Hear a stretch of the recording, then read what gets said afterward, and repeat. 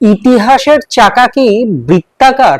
1903 সালে Herbert hope যে কথাটি বলেছিলেন, আজ আবারও তার পুনরাবৃত্তি হচ্ছে। হারবার্ট হোপ কাকে বলেছিলেন? না, লর্ড কার্জনকে। কি বলেছিলেন?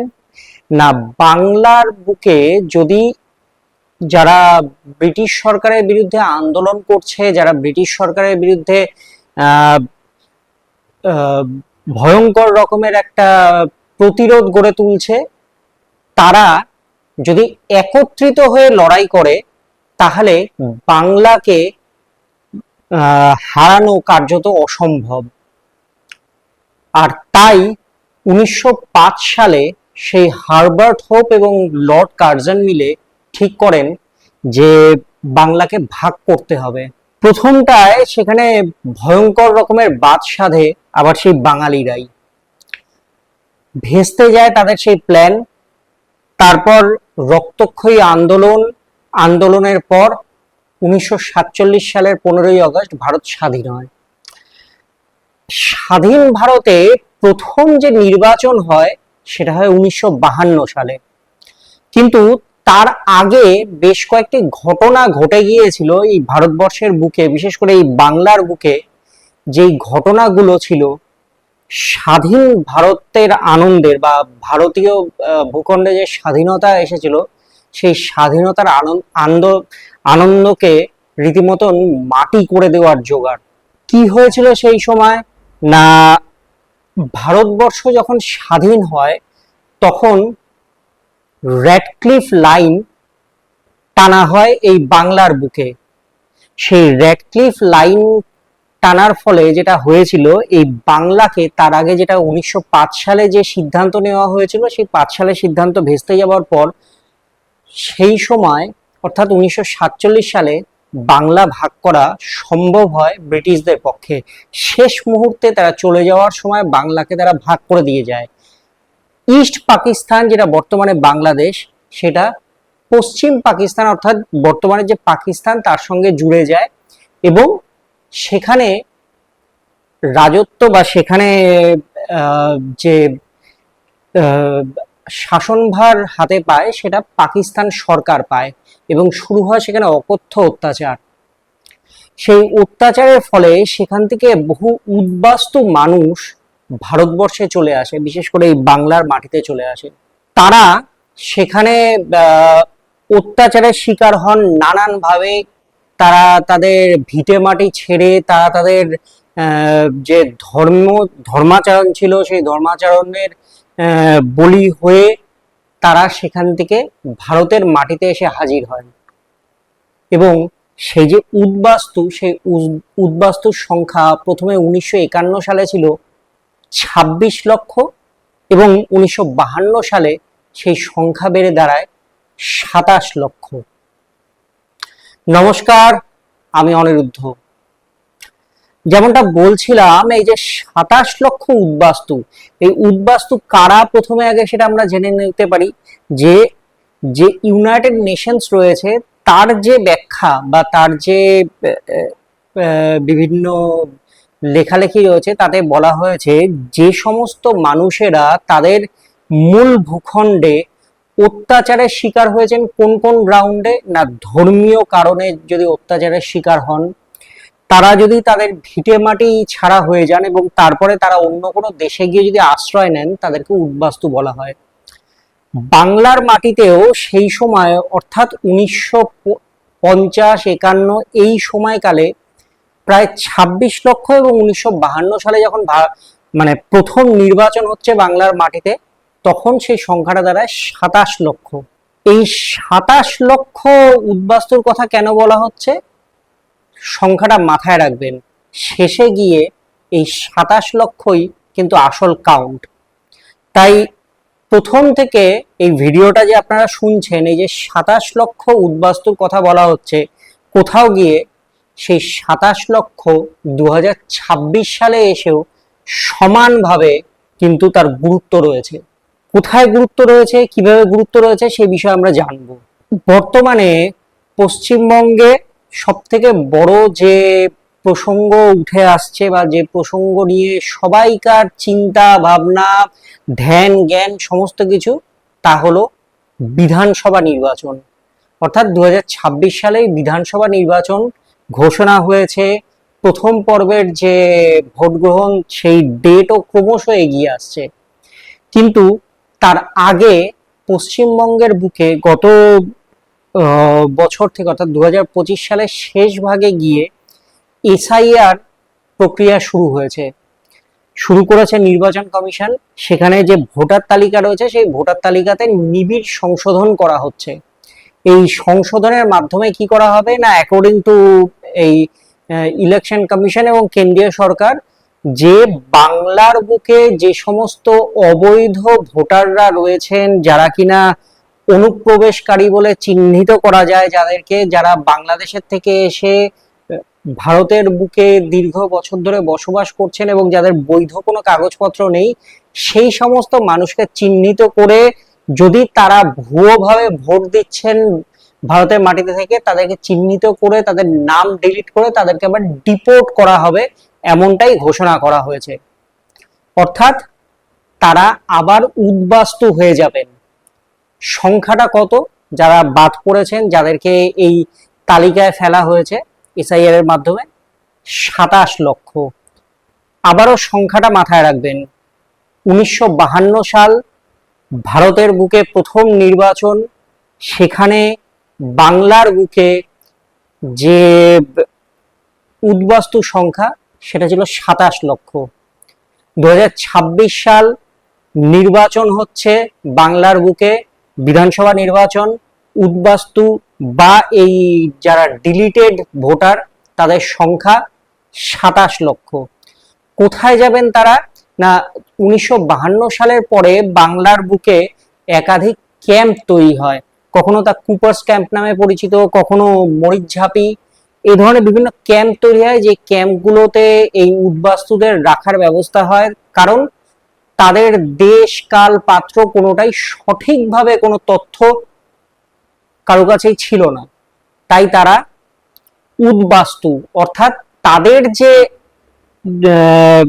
দিন যাপন, তাদের যে গতানুগতিক জীবন, সেটা আর 5টা স্বাধীন মানুষের থেকে আলাদা। কারণ তাদের না আছে প্রপার দেশ, না আছে প্রপার কাগজপত্র, না আছে তাদের কাছে নাগরিকত্বের কোনো প্রমাণ। এবারেও একই জিনিস করা হলো নির্বাচন কমিশনের পক্ষ থেকে। কোথাও গিয়ে সেই একটা কথা বলা হয় না, কলোনিয়াল হ্যাংওভার, তো সেই কলোনিয়াল হ্যাংওভার কি এখনো এই 2026 সালে দাঁড়িয়েও ইলেকশন কমিশন অফ ইন্ডিয়ার মধ্যে সেটা রয়েছে? প্রশ্ন থাকছে। কারণ সংখ্যাটা কিভাবে একদম হুবহু মিলে গেল? পুরোটাই কি কাকতালীয়? পুরোটা যদি কাকতালীয় হয় তাহলে সেটা 26 লক্ষ হতে পারতো, 25 লক্ষ হতে পারতো, বা 28 লক্ষ হতে পারতো, 30 লক্ষ হতে পারতো। কি করে সংখ্যাটা এক্স্যাক্টলি সেই 27 লক্ষই হলো? কারণ সেই সময়ের যে 27 লক্ষ উদ্বাস্তু, তাদের কি ব্যবস্থা হয়েছিল? আদৌ তারা সবাই কি কাগজপত্র প্রপারলি পেয়েছিলেন এই ভারতবর্ষের বুকে? তারা কি প্রপারলি নাগরিকত্ব পেয়েছিলেন? তার কিন্তু কোনো নির্দিষ্ট যে তথ্য, সেই তথ্য কিন্তু পাওয়া যায় না। কিন্তু এবারের ক্ষেত্রেও যে মানুষগুলোকে চিহ্নিত করা হয়েছে, এই 27 লক্ষ মানুষকে যে চিহ্নিত করা হয়েছে, তাদের ক্ষেত্রেও নির্বাচন কমিশনের তরফে বলা হচ্ছে বারবার করে যে এই 27 লক্ষ মানুষ কিন্তু ভুয়ো ভোটার বাংলার বুকে। অর্থাৎ তারা আমাদের দেশের নাকি নাগরিকই নন। এই 27 লক্ষ মানুষকে কি তাহলে বাংলাদেশ ফেরত নেবে? এমন কোনো কথাবার্তা দু দেশের মধ্যে আদৌ হয়েছে বলে জানা নেই, তাই সেই সম্ভাবনা এই মুহূর্তে আসার বা তৈরি হওয়ার কোনো প্রশ্নই নেই। তাহলে এই 27 লক্ষ মানুষের কি হবে? কেন্দ্রীয় সরকার ঠিক যেমনটা আসামের ক্ষেত্রে করেছিলেন, ঠিক সেরকমই ডিটেনশন ক্যাম্প তৈরি করার চিন্তা ভাবনা নিয়ে এগোচ্ছেন। ইতিমধ্যেই এনআরসি লাগু হয়েছে, ইতিমধ্যেই সিএ লাগু হয়েছে।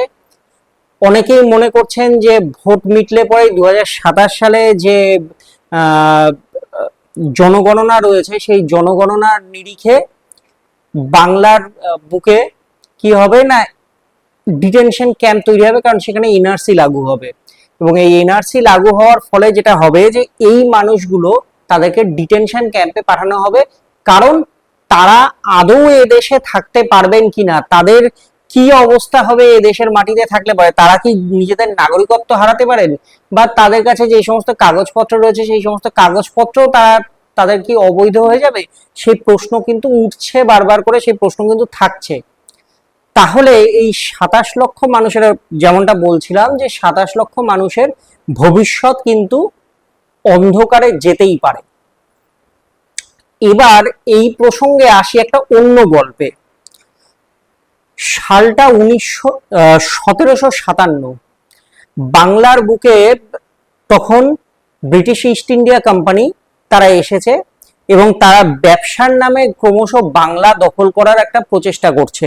কারণ তারা জানতো যে এই বাংলার মাটিতে একদিকে যেমন আম চাষ হয়, অন্যদিকে মুসলিমের চাষ, অন্যদিকে ধান চাষ, এই সমস্ত কৃষিজ ফসল বাংলার মাটিতে হয় এবং বাংলা একাধারে বিশাল সমৃদ্ধ। অন্যদিকে বেশ কিছু ব্যবসা সেই সময় চলতো, যেরকম লবণের ব্যবসা ছিল, যারা ডাচ যারা ছিল তারা এসে, বা ফ্রেঞ্চ কলোনি তৈরি হয়েছিল, পর্তুগিজ কলোনি বিভিন্ন জায়গায় তৈরি হয়েছিল। কেন না এখানে ব্যবসার অনুকূল পরিবেশ ছিল সেই সময়, তাই মূলত মালদা, মুর্শিদাবাদ, উত্তর 24 পরগনা, বর্ধমানের একটা বড় অংশ, এই অংশগুলো জুড়ে ব্যবসার কাজ চলতো। এবং তার সঙ্গে যে কৃষিজ কাজ যেগুলো বললাম, অর্থাৎ ফসল ফলানো হতো। অর্থাৎ বাংলা সেই সময় সমৃদ্ধ, এতটাই সমৃদ্ধ যে তার যে আয়, অর্থাৎ এই তৎকালীন যে শেষ নবাব বাংলার সিরাজদৌল্লা, তার অধীনস্থ যে মুর্শিদাবাদ, সেই মুর্শিদাবাদ, মালদা, এই অঞ্চলগুলো ব্রিটিশ শাসকদের যে ঘরবাড়ি, অর্থাৎ ইংল্যান্ডের যে আয় তার থেকেও বেশি ছিল সেই সময় সেই আয়। আর তাই কোনোভাবে এখানে যদি অস্থিরতা তৈরি করা যায় তাহলে সেই আয় নষ্ট হবে, ব্যবসা গুটিয়ে যাবে, কৃষি কাজের উপরে তার প্রভাব পড়বে, সেই ছিল মূল উদ্দেশ্য। এবং ব্রিটিশরা, বা সেই সময় যে ব্রিটিশ সরকার তারা যে এখানে ঢুকে এসেছিল, তারা সেই কাজই করেছিল এবং তাদের মূল লক্ষ্য ছিল যেমন ভাবে হোক এই বাংলাকে ভাগ করে বাংলা একটা অস্থিরতা তৈরি করতে হবে। সেখানে যেটা হয় যে তারপরে পলাশির যুদ্ধ হয়, নানান ভাবে অস্থির পরিস্থিতি তৈরি হয়, বিভিন্ন সময় রায়ট লাগে বাংলার বুকে এবং বাংলা আলটিমেটলি অশান্ত হয়। এবং বাংলাকে স্বাধীন হওয়ার সময়, ভারতবর্ষ স্বাধীন হওয়ার সময় বাংলাকে ভাগ করে বাংলাকে দুর্বল করে দেওয়া কিছুটা সম্ভব হয়েছিল ব্রিটিশ সরকারের পক্ষে। কাট টু 2026, কি চলছে না, গত কয়েক বছর ধরে একটা অদ্ভুত রকমের বিষয় বা অদ্ভুত রকমের একটা চেষ্টা বাংলার বুকে চলছে। কে করছে, কারা করছে, কেন করছে তার ডিটেলসে যাব না। কেন করছে সে বিষয়টা হয়তো বলবো, কিন্তু কারা করছে সেটা আপনারাই এই ভিডিওর মাধ্যমে নিজেরাই বুঝতে পারবেন যদি একটু মাথা খাটান। তাহলে বাংলার যে অঞ্চলগুলোর কথা একটু আগে বললাম, যে যেগুলো সমৃদ্ধ ছিল দীর্ঘ বছর ধরে, সেই অঞ্চলগুলো কিন্তু এখনো সমৃদ্ধ। কেন? সেই একই কারণে, আম চাষ মালদায়, মুর্শিদাবাদে মুসলিমের চাষ, বর্ধমান, উত্তর 24 পরগনা, সেখানে ধান চাষ সহ একাধিক কৃষি কাজ সেখানে হয়। অর্থাৎ এই সমস্ত অঞ্চলগুলো কিন্তু উর্বর জমির উপরে দাঁড়িয়ে রয়েছে। একদিকে গঙ্গার প্রভাব রয়েছে, সেখানে গঙ্গার অববাহিকাতে এই কৃষিকাজ হয়। যদিও বিভিন্ন সময় বিভিন্ন কারণে শিল্প ক্ষেত্রে বাংলায় ধাক্কা খেয়েছে, কিন্তু তবুও এখনো বেশ কিছু শিল্প এই বাংলার বুকে বর্তমান। আর এখানেই কোথাও না কোথাও গিয়ে একটা সমস্যা তৈরি হয়েছে বা সমস্যা তৈরি করার চেষ্টা। কেন না, বাংলার বুকে যেরকম কৃষিকাজ হয় তেমনি শিল্প সম্ভাবনা কিন্তু প্রচন্ড ভাবে রয়েছে, irrespective of political domination, irrespective of political পার্টির যে চেষ্টা বা তাদের যে ইচ্ছে সেটাকে ছেড়ে দিয়ে যদি ধরা হয় যে বাংলার মাটি, বাংলার যে আবহাওয়া, সেই সমস্ত কিছুকে যদি ধরা হয়, তাহলে বলতে হবে যে শিল্প স্থাপনে এটা অনুকূল পরিবেশ। আর যদি এখানে শিল্প স্থাপন হয় এখানে, তাহলে চাকরি বাকরি বাড়বে, অর্থাৎ মূল অ্যাটেনশন চলে আসবে বাংলার দিকে। আবারও যদি বাংলা ইউনিফাইড হয়, তাহলে Bangla or Bengal can rule the entire India. আর সেখানেই কিছু মানুষের, কিছু রাজনৈতিক দলের, কিছু রাজনৈতিক নেতার না রয়েছে। কেন না, unified Bengal can do anything in India, সেটাই যাতে আটকানো যায়। তাই আবারও কোথাও না কোথাও গিয়ে একই প্রচেষ্টা। আপনি মিলিয়ে দেখুন, 4,55,000 নাম বাদ গেল মুর্শিদাবাদ থেকে। নানানভাবে সেখানে অস্থির পরিস্থিতি তৈরি করার একটা প্রচেষ্টা।